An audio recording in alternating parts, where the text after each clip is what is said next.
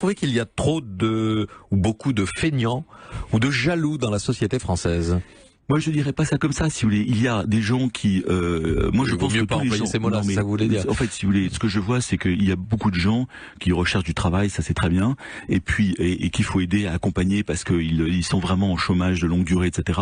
Par ailleurs, il faut inciter au travail, parce que ce sont pas des gens hors la loi, mais ce sont des gens qui travaillent 4 mois et puis qui se mettent 4 mois au chômage. Et on voit en effet des dérives du système.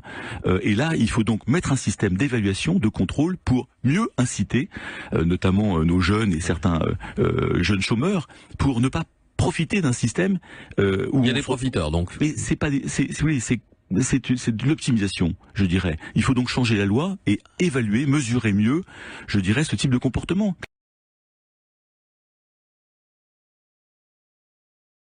J'essaie de décider un peu quel genre d'homme vous êtes matois, vous êtes proche des gens, vous avez ce côté je me frotte un peu les mains, etc. Pierre, mais Pierre, oui, un peu paysan, un peu Pierre, honnête homme, oui. un peu honnête. Comment vous faites pour endosser toutes les dérives de ces gens qui gagnent des millions d'argent à ne plus savoir qu'en faire et qui vont finalement complètement à l'opposé de ce que vous prônez. Mais comment vous faites pour supporter ça tous les jours? Parce que quand vous voyez les mecs qui sortent avec des rémunérations, des golden parachutes, des golden hello, des stock options, etc. Mais des retraites chapeau. Mais les mecs, une fois qu'ils ont un chiotte en or, après ils peuvent en avoir 2.